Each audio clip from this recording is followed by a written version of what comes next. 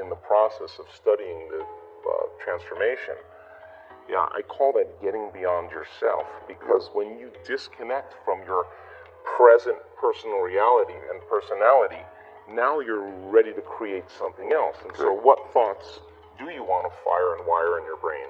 What behaviors do you want to demonstrate? And the act of rehearsing the behavior begins to install the neurological hardware in your brain, primes it to look like the experience has already happened. Yep.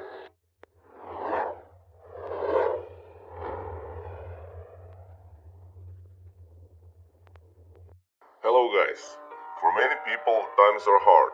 Depression is a common thing, but we have the power to get over it. We have Dr. Joe Dispenza with us, and he will try to explain what's the best way to deal with depression, how to get over it, and how to start living the more joyful, fulfilled life. Every one of us had experience with depression, and we all deal with depression differently. Joe Dispenza brings us another way. I hope you will find this helpful and you will apply this advice given here. I'll leave you with Joe Dispenza now. If you're a fan of Joe Dispenza and his work, don't forget to subscribe and hit the bell button so you don't miss any of the new videos. Enjoy. Look, it's really simple. Okay. Your brain is organized to reflect everything you know in your life. Your brain is a record of the past. It's an artifact of everything you've learned and experienced at this moment. The feelings and emotions are the end product of past experiences, and we can remember experiences better because we remember how they feel. So most people wake up in the morning and they start remembering all their problems, and those problems are connected to certain people and certain things at certain times and places.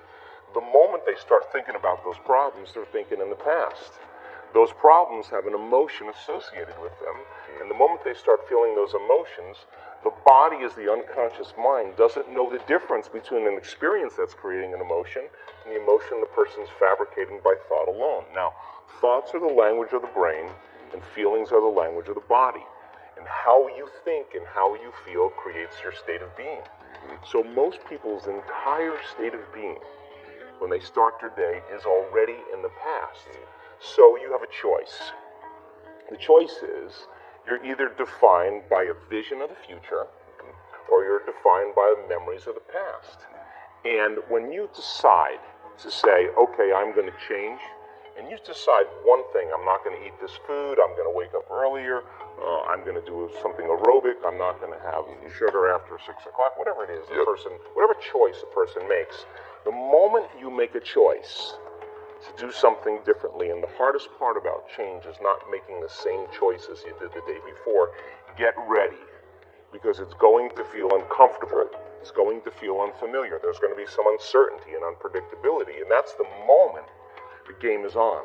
Yes. So then, most people, their body has been conditioned emotionally to be the mind. So now the body says, wow, I'd rather hang on to my guilt than take a chance and possibility. I'd rather live in fear than trust in the unknown. So once the person feels uncomfortable, the body goes, whoa, wait a second, we're out of the program here, and the body starts influencing the mind. That's right. So it says, start tomorrow, you'll never change, you don't have the money to do this, you're not good enough, your mother told you you were this, your father's fault, it's your ex's fault, all of the voices that come up. Now here's the deal. If you respond to those voices, those same thoughts as if they're true, by the way, they're always going on behind the scenes of your awareness, but now they're amplified because you're outside your comfort zone. You believe in that thought's going to lead to the same choice, which is going to lead to the same behavior, which is going to create the same experience and produce the same emotion, and the person's going to say, this feels right. No, that feels familiar. Going from the old self to the new self is a neurological, it's a biological, it's a chemical, it's a hormonal, it's a genetic death of the old self. And people will say to me, in that void, in that unknown, I can't predict my future. And I'll say to them, the best way to predict your future is to create it. Not from the known, but from the unknown. Love it. So close your eyes now and think about that vision. Once you start thinking about that vision of your future, you're activating the creative centers in your brain. And naturally, you begin to think about putting yourself in the scene. Yes. And the act of doing that, when you're truly passionate and truly present, the moment you're defined by that vision, when the thought in your mind becomes the experience, you begin to feel the emotion of the event before it's made manifest. Yes. Now, you're giving your body a sampling, a taste of the future.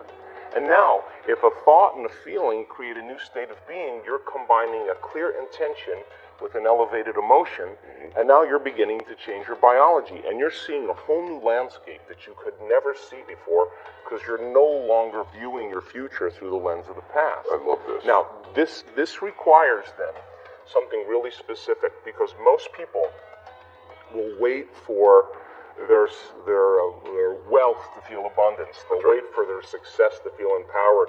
They'll wait for their new relationship to feel loved. They'll get all these things when. Yeah, Right. so think about that. The absence of getting those things causes people to live in lack their entire life. Right. And so they're waiting for something outside of them to change how they feel inside of them. And if they're not creating a new life, then they're not applying the proper principles, then they keep all their manifestations, all their dreams at arm's length. Well, think about this. If you get up feeling gratitude, if you get up feeling empowered, if you get up feeling whole, if you get up feeling unlimited, why would you worry about whether it was going to come or not? You would feel like it already happened.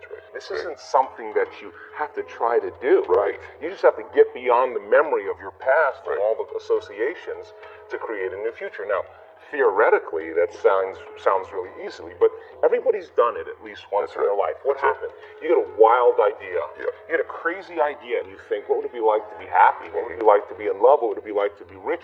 Whatever it is. Yes. And you all of a sudden you ask that question, and you turn on the creative center in your brain. That's right. It turns on. Yes. And then now the frontal lobe is the boss. It's the CEO. It's the symphony leader. And the frontal lobe, as an executive, has connections to all other parts of the brain. Now, when you ask that question, it's got to answer it. So it's got to look out over the landscape and see, what kind of raw materials do I have? Well, you only have a few things: knowledge you've learned and experiences you've had. So it begins to call up different networks of neurons, and it begins to seamlessly piece them together, and you get a vision in your mind. That's called intent. And if you're passionate, you start to feel the feelings of when it happens. Now, you're giving your body that energetic boost. Now, everybody's done this. The moment you've said that, no one can talk you out of it. No person, That's right. no thing, no experience. You're possessed by it. So then what happens next? You start writing down all the choices you need to make. Okay. All the things you got to do.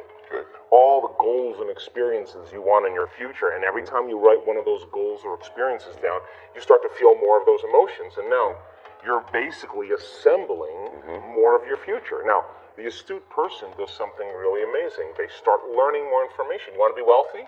Study wealthy people. You want to be healthy? Study healthy people. As you begin to gain more knowledge, you're adding more stitches into the three-dimensional tapestry, and you got more raw materials to dream in new ways. Now, here's the part that is the most important. Take out a piece of paper and say, what thoughts do I have to stop thinking? I can't. I'll start tomorrow. I'm too hard. I don't feel like it. I have a headache. I got to go to sleep. I'm tired. List those thoughts and become so conscious of those thoughts that you would never let one of those thoughts slip by your awareness unchecked by you. Because the moment you can observe the thought and become conscious of it, you're no longer the program. Your consciousness observing the program, and you begin to literally objectify your subjective self. And now you're pulling out. So then write down the choices you have to stop making. Look at the things you have to stop doing. Do you complain? Do you make excuses? Do you blame other people? What do? List those things and be really honest with yourself. What experiences do you have to stay away from certain people at certain times and places? Stay away from them so that you are not in the environment that triggers it. And now here's the most important point. Okay. Write down those emotions that keep you anchored to the past, because those emotions are literally residue from the past chemically. So then, the moment you start feeling suffering, the moment you start feeling guilt, the moment you start feeling unworthy, the moment you start feeling despair, or the moment you start feeling any of those emotions, you're back in your past. Yes. And you can't see the future. You're thinking within those emotional states. And we've looked at enough brain scans to say that when you think within a certain emotion, you're going to make your brain worse. The stronger the emotion that you feel, from any condition in your environment, the more you pay attention to the cause. So the higher the threshold of the emotion, the more the brain narrows its focus on whatever it is in the environment that does it. And the brain takes a snapshot, and that's called a memory. So now people think neurologically within the circuits of the past experience, and they feel chemically within the boundaries of those emotions. So you say to the person, well, what happened? The person say, this person did this to me, that person did that, then this happened. And the latest research on memory says that 50% of what you talk about in the past isn't even the truth. That you don't have the same brain then. So you make stuff up, which means now you're reliving a past that you didn't even have, just to embellish it, to produce the emotions, to reaffirm your limited state. When we react to something, the rush of those chemicals become addictive. Now, we begin to use the problems and people in our lives to reaffirm the addiction to those emotions. We need the bad job, the poor career. Yes. We need to watch the news because it works us up Yes. into that state. So we become like an addict Yes. that needs the rush of those chemicals. Now, when the brain is in emergency and it's living in this state, what happens naturally is we begin to pay attention to whatever the stressor is. Now, where you place your attention is where you place your energy. So the stronger the emotion you have to your ex, or to your job, or to the news, the more you're giving your power away to that person or thing.